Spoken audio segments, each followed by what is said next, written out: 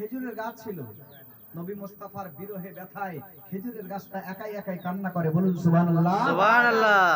উস্তনে হান্নানা একটি খেজুর গাছের নাম, ওই গাছটি ধরে খুতবা দিতেন রাসূলে আকরাম। সুবহানাল্লাহ সুবহানাল্লাহ। উস্তনে হান্নানা একটি খেজুর গাছের নাম, ওই গাছটি ধরে খুতবা দিতেন রাসূলে আকরাম। গাছটি নবীর বিরহে কান্দিতে রহে, নবীর বিরহে গাছটি কান্দিতে রহে। হতবাক হইল যত সাহাবায়ে কেরাম, রহমতে আলাম নবী নূরে মুজাসসাম।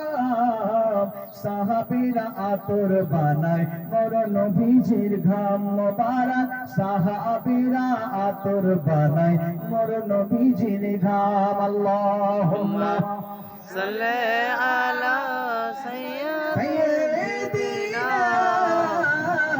মাওলানা মুহাম্মদ ওয়া আলা আলি সাইয়্যিদিনা ওয়া মাওলানা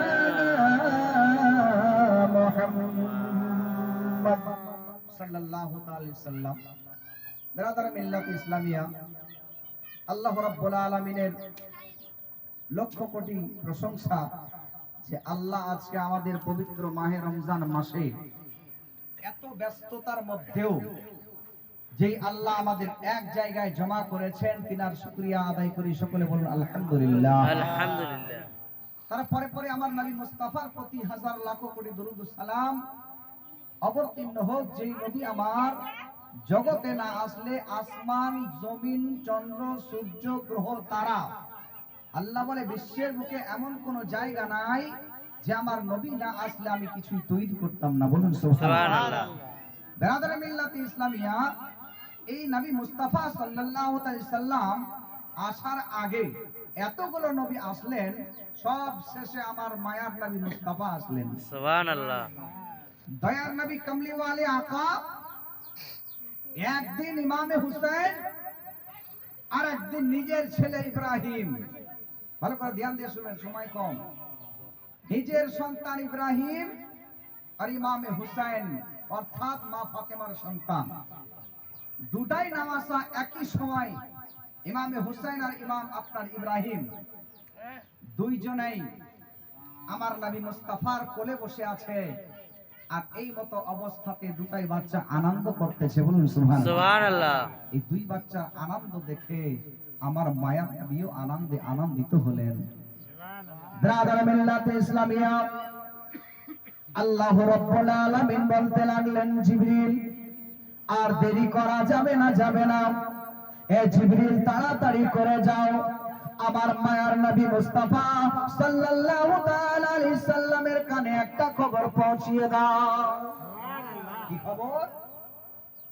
খবরটা হলো এটাই যে আমি আল্লাহ একই টাইমে দুইটা সন্তান নবীর কোলে আনন্দ করবে, আমি আল্লাহ চাই তার মধ্যে একটা সন্তান আমাকে দিতে হবে। বলুন সুবহানাল্লাহ।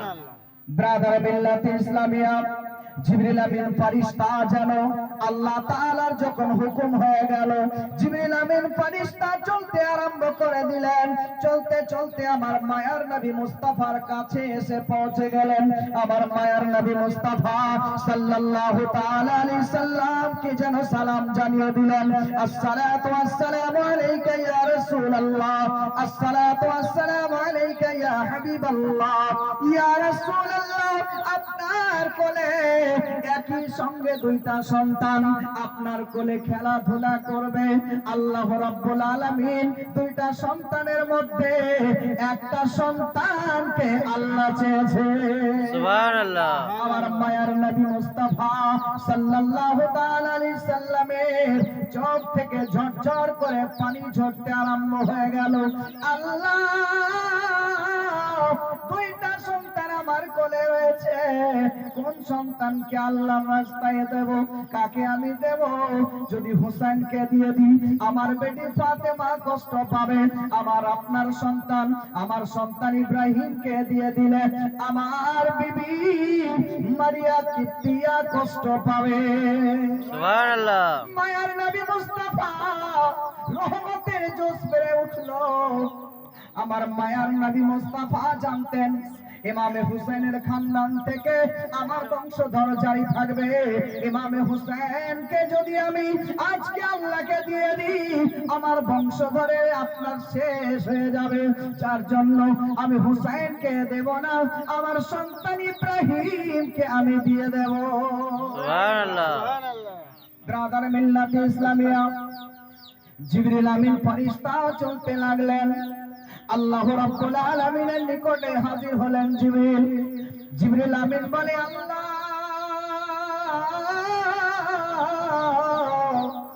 আপনার মায়ার নবী মুস্তাফা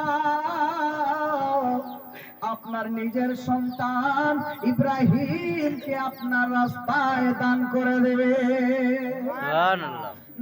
মায়ার নবী আমার মসজিদে নববীতে, সেই সময় পাকা মসজিদ ছিল না, নবী আমার খেজুর পাতার ছাউনি দেওয়া মসজিদের বারান্দায় সাহাবায়ে কেরামকে এক জায়গায় জমা করে নিয়েছেন। বাবা আমার মায়ের নবী মুস্তাফা সাহাবায়ে কেরামের কাছে যেন কিয়ামতের কথাগুলো আমার নবী শোনাচ্ছেন।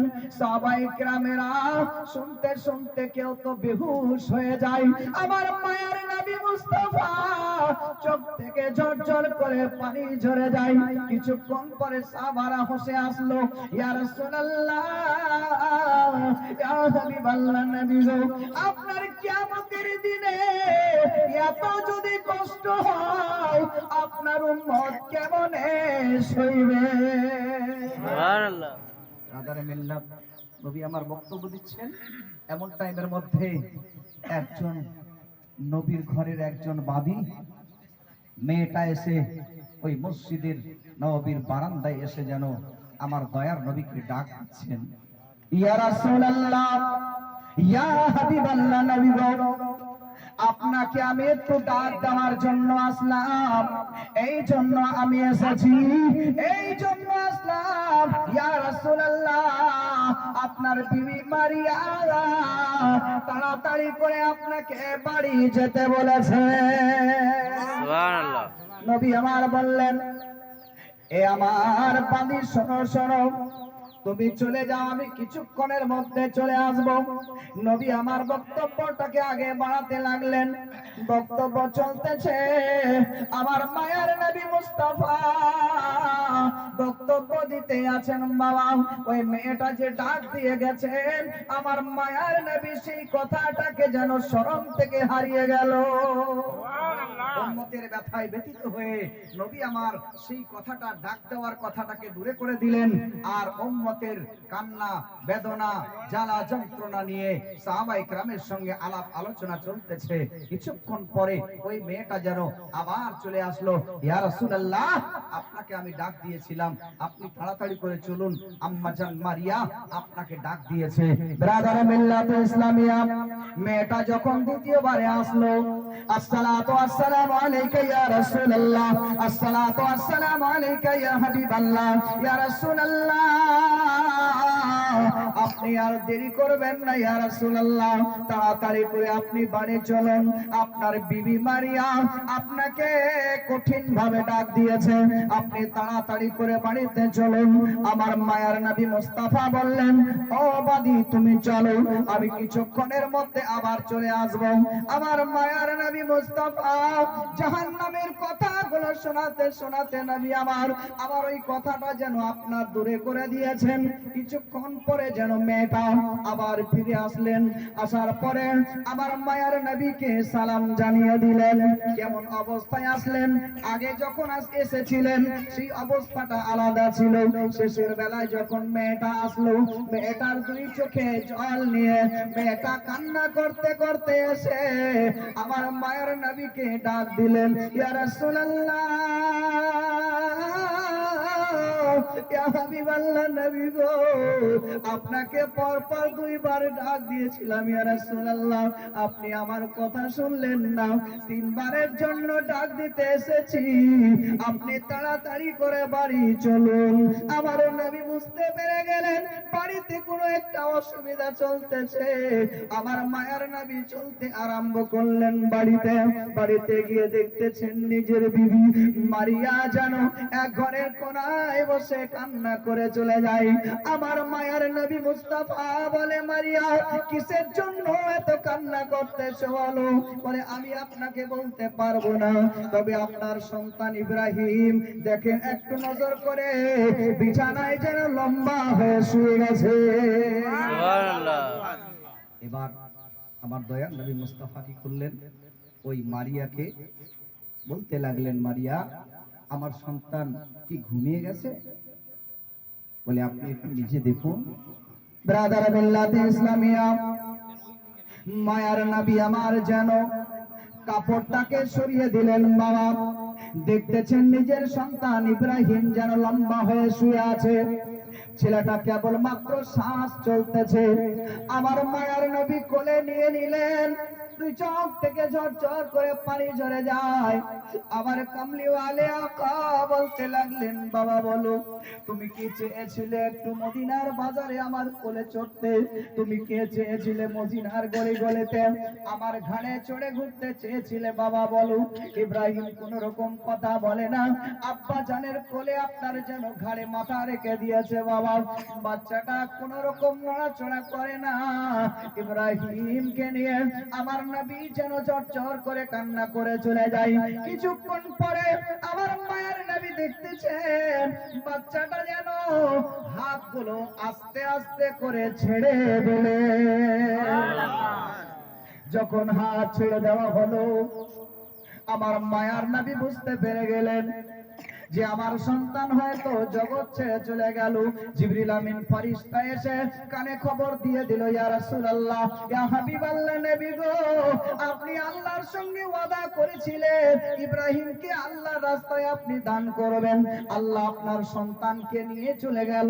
মুসলমানেরা আমার রাসূল পাক সাল্লাল্লাহু আলাইহি সাল্লাম ইব্রাহিমকে আপনার যেন বিছানায় শুইয়ে দিল। দাফন কাফনের ব্যবস্থাটা হয়ে গেল। আপনার দাফন করা যখন হয়ে গেল, ওনার বিবি মারিয়া সারা রাত্রিটা পার হয়ে গেল, কান্না করতে করতে আপনার সারা রাত্রি পার করে দিয়েছে। বাবা এ মুসলমানেরা, বাবাজিরা, আমাদের অন্তর যত কাঁদে না, মায়েদের অন্তর তার থেকে বেশি কাঁদে রে বাবা। সারা রাত্রিটা মা কান্না করতে করতে পার করে দিয়েছে।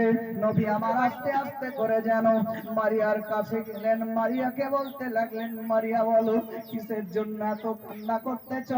এত কিসের জন্য তুমি কান্না করো বলো? বলে, ইয়া রাসূলুল্লাহ, আজকে আমার সন্তান আমার কোল থেকে হারিয়ে গেছে। গতকালকে আমার সন্তানটা আমার কোলে ছিল, আজকে সন্তানটা আমার কোলে নাই। আমার মনটা বড় খারাপ করে। আমার মায়ার নবী মুস্তাফা বলেন, তুমি কি দেখতে চাও মারিয়া? তুমি কি দেখতে চাও তোমার সন্তানকে? ওই যে দেখো আমার সাদা উংলির দিকে তুমি ইশারা করে দেখে নাও, তোমার সন্তান ইব্রাহিম জান্নাতের মধ্যে জান্নাতের বাগিচায় ঘোরাফেরা করে। সুবহানাল্লাহ। এবার যেন বিবি মারিয়া বলতে লাগলেন, ইয়া রাসূলুল্লাহ, আমার বিশ্বাস আছে আপনার প্রতি, আমার ঈমান আছে। আমি জানি আপনি যেটা বলেছেন সত্য বলেছেন, তবে আমি জানি আমার সন্তান জান্নাতের মধ্যে আছে। আমি যদিও জানি আপনার হাতের ইশারা আমি দেখতে চাই না, আপনার উঙ্গলির উপরে বিশ্বাসটা হয়ে যাবে, আপনার মুহাব্বতটা আমার কমে যাবে। ইয়া রাসূলুল্লাহ, আমি জানি আমার সন্তান জান্নাতের মধ্যে ঘোরাফেরা করতেছে। সুবহানাল্লাহ। বাবাজিরা, ভাইরা, মা আয়েশার সম্বন্ধে আপনারা শুনে হবেন। কামলিওয়ালে আকা মুস্তাফা নবী আমার বিছানায় শুয়ে রয়েছেন। নবী আমার শুয়ে রয়েছেন বিছানাতে। বাবা নবী আমার বলতেছেন, আয়েশা নামাজের সময় হয়ে গেছে, আয়েশা একটু আমাকে ওই আপনার সাহাবায়ে কিরামেরা মসজিদে নববীতে কাতার হয়ে দাঁড়িয়ে গেছে, তারা দাঁড়িয়ে আছে নবী আমার আসবেন, কখন নামাজ পড়াবেন, কখন আসবেন নবী, কখন নামাজ পড়াবেন। এই মতো অবস্থাতে সাহাবারা বারবার পিছন দিকে তাকিয়ে দেখে। মা আয়েশাকে আমার নবী বলে, আমার সাহাবারা সবাই চুপ করে রয়েছে, কেউ তো আপনার নামাজ আদায় করতে চায় না। তবে আমার সাহাবাদের মধ্যে একজন সাহাবা যাকে আমি বেশি অন্তর থেকে ভালোবাসি, যার নাম হলো আবু বকর। আবু বকরকে আমার নবী ডাক দিয়ে দিলেন, আবু বকর কোথায় রয়েছে আবু বকর, তাড়াতাড়ি করে ছুটে আসো। আবু বকর সিদ্দিক আসলেন, ইয়া রাসূলুল্লাহ কি বলতে চাইছেন বলুন। আমার নবী বলতে লাগলেন, আবু বকর আমার শরীরটা বড় অসুস্থ, আমি দাঁড়াতেও পারি না, আমার নামাজ পড়ানোর মতো শক্তি শরীরে নাই, তবে তুমি যাও যাও আজকে তুমি নামাজ খানা পড়িয়ে দেবে। সুবহানাল্লাহ। আমার কামলিওয়ালে আকা জীবিত থাকা অবস্থাতে আবু বকর সিদ্দিক একবার দুইবার নয়, আমার মায়ার নবী পিছনে আবু বকর সামনে কয় ওয়াক্তের নামাজ পড়িয়েছিলেন। আমার মায়ার নবী মুস্তাফা সাল্লাল্লাহু তাআলা আলাইহি সাল্লাম আপনার যেন ওই আপনার আবু বকর সাহাবা 17 রাকাত 17 বার আপনার নাম নবী মুস্তাফাকে সাল্লাল্লাহু আলাইহি সাল্লাম পিছনে আছেন, আর 17 বার আবু বকর সিদ্দিক ইমাম হয়েছিলেন। সুবহানাল্লাহ। আমার নবী বলতেছেন, আবু বকর যাও যাও নামাজটা পড়িয়ে দাও। আবু বকর সিদ্দিক চলে গেলেন, যাই নামাজে দাঁড়িয়ে গেলেন, নামাজটা আরম্ভ হয়ে গেল। আমার মায়ার নবী বলতেছেন, আয়েশা আমার শরীরটা বড় অসুস্থ রয়েছে, আয়েশা তাড়াতাড়ি করে তুমি একটু কাজ করো, আমার মাথাটাকে একটু উঁচু করে ধরো আয়েশা, আমি দেখবো আমার সাহাবারা কেমনে নামাজ পড়ে। আমার আয়েশা আমার দয়ার নবীর মাথাটাকে উঁচু করে ধরলেন। বাবা নবী আমার দেখে আছেন সাহাবাদের দিকে, দুই চোখ দিয়ে ঝরঝর করে নবীর পানি ঝরে যায়। নবী মুস্তাফার শরীরে যেন বল চলে আসলো। আমার মায়ের নবী মুস্তাফা একজন সাহাবাকে ডাক দিলেন, ও সাহাবা তাড়াতাড়ি করে আসো। দুইজন সাহাবা যেন আমার মায়ার নবীর কাছে হাজির হয়ে গেলেন। নবী আমার দুইজন সাহাবার ঘাড়ে হাত দিয়ে আস্তে আস্তে করে চলতে চলতে মসজিদে নবীর শেষ কাতারে হাজির হলেন। সুবহানাল্লাহ। নবী আমার হাজির হয়ে গেলেন। আচ্ছা বলুন তো বাবা, একজন মুন্সি যদি নামাজ পড়ায়, পিছন দিকে আপনাদের পীর সাহেব যদি আসে, মনে মনে কেমন লাগে? খারাপ লাগবে কিনা? এ মুসলমানেরা, মায়ার নবী মুস্তাফা পিছনে, আবু বকর সামনের দিকে রয়েছেন। একজন পিছন কাতারের সাহাবা একটা আওয়াজ দিলেন, তালি বাজানো যাবে না, কেমন করে সামনে কাতারে আওয়াজটা পৌঁছানো যাবে যে আমার নবী কাতারে দাঁড়িয়ে গেছে। আপনার যেন সেই সাহাবা আপনার তারিমা বেঁধে রয়েছেন, তিনটা উংলি দিয়ে আস্তে আস্তে করে নিজের হাতে হাতে আওয়াজ একটা হলো। ওই সাহাবা বুঝে গেলেন সামনের কাতারের সাহাবার কানে খবরটা পৌঁছে গেল। সামনের কাতারের সাহাবা সেই রকম ব্যবহারটা করলেন, আবার তার আগের কাতারে খবরটা চলে গেল। এক এক করতে করতে আবু বকরের কান পর্যন্ত শব্দটা পৌঁছে গেল।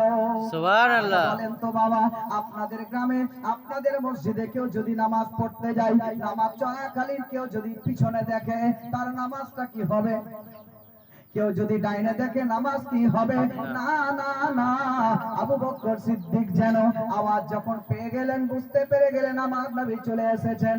আবু বকর সিদ্দিক সঙ্গে সঙ্গে আপনার কিবলার দিকে পশ্চিম দিক থেকে মুখখানা ফিরিয়ে নিয়ে আমার মায়ার নবীর দিকে দেখে রয়েছে।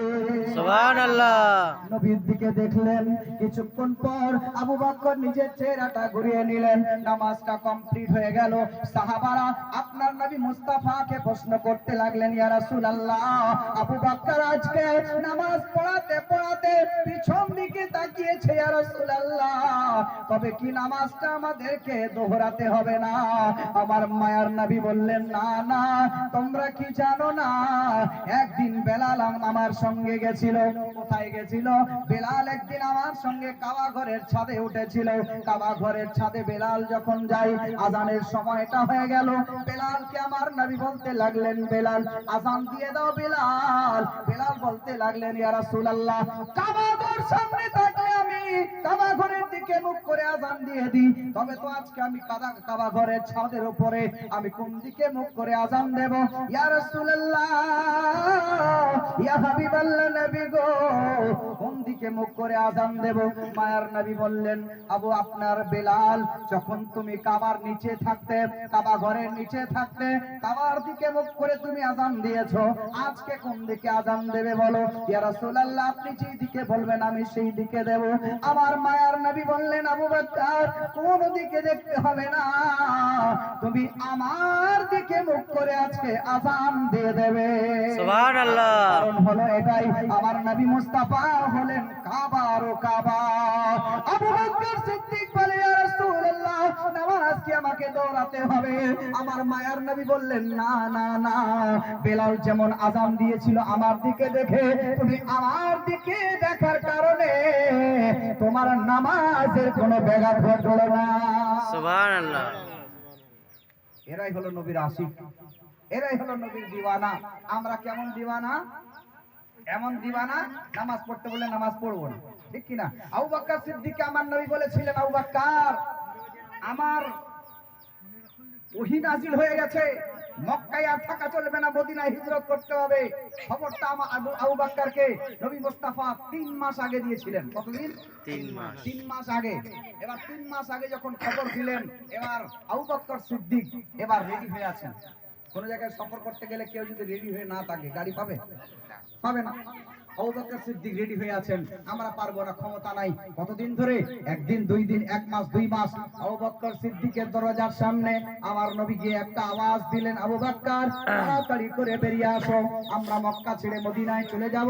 আবু বকর একটা ডাকে আপনার বাড়ির থেকে বেরিয়ে চলে আসলেন। আমার নবী বললেন, আবু বকর এত তাড়াতাড়ি একটা ডাক দেওয়ার পরে কেমন করে বেরিয়ে আসলে? বলে, ইয়া রাসূলুল্লাহ, 3 মাস আগে আপনি বলেছিলেন আমাদেরকে মক্কা ছেড়ে মদিনায় যেতে হবে, 3 মাস হয়ে গেল ইয়া রাসূলুল্লাহ, আমার এই পিঠটা আমি বিছানায় ঠেকাই না। সুবহানাল্লাহ। সময় কিন্তু শেষ, কি আর বলবো? 3 মাস হয়ে গেল, আবু বকর বলছেন আমি আমার পিঠটাকে বিছানায় ঠাকাই নাই, কারণ নবী মুস্তাফা যখন ডাক দেবে তখন বেরিয়ে যাব। রাদারে মিল্লাতে ইসলামিয়া বাবাজিরা ভাইরা, অবশ্যই অবশ্যই নবী মুস্তাফার সঙ্গে মোহাব্বত জড়িয়ে রাখুন, অন্তরে ভালোবাসা গেঁথে রাখুন, ইনশাআল্লাহ আমরা কামিয়াব হতে পারবো। রাদার পবিত্র মাহে রমজান মাস চলতেছে, মিলাদ মাহফিল সব সময় শুরু হয়, হতে থাকে। আপনারা যে কোনো মাহফিলে যখন যাবেন চেষ্টা করবেন একটু আগে যাওয়া, তবে 2-4টা কথা মৌলভী সাহেব বলবে, আপনারা শুনবেন। তো ব্রাদারা মিল্লাত, যাই হোক আর সময় কিন্তু নাই, কবর জিয়ারত হবে, দোয়া হবে, ইত্যাদি করতে সময় কিন্তু শেষ হয়ে যাবে, আর আমরা আগে বাড়বো না। এবার আমরা নবীর প্রতি সালাম পড়বো, তার আগে একটা ছন্দ পড়বো, আমি গজল একটা ছন্দ পড়বো। জি। নূর নবী বানাইছে আল্লাহ প্রেমের কারণে, প্রেমের ডোরি বান্দরে মন মদিনার শোনে, হায়রে প্রেমের ডোরি বান্দরে মন মদিনার শোনে। আল্লাহ বানাইলেন আসমানি ছবি, আর বানাইলেন রাত্রি আর দিন, অবশেষে বানাই আদম প্রেমের কারণে, অবশেষে বানাই আদম প্রেমের কারণে, প্রেমের ডোরি বান্দরে মন মদিনার শোনে, হায়রে প্রেমের ডোরি বান্দরে মন মদিনার শোনে। নূর নবী বানাইছে আল্লাহ প্রেমের কারণে, দয়ার নবী বানাইছে আল্লাহ প্রেমের কারণে, প্রেমের ডোরি বান্দরে মন মদিনার শোনে, হায়রে প্রেমের ডোরি বান্দরে মন মদিনার শোনে। ব্রাদার মিল্লাত ইসলামিয়া, যাই হোক অনেকক্ষণ ধরে আপনারা শুনলেন, ইনশাআল্লাহ কোনদিন যদি আপনার মুলাকাত হয় ইনশাআল্লাহ আবার শুনবেন। সময়টা শেষ হয়ে গেছে, এবার আমরা আর দেরি করব না, কোন খড়ি হবো বিনতা আসিম আহমদ কে লিয়ে, ইয়া নবী সালাম আলাইকুম।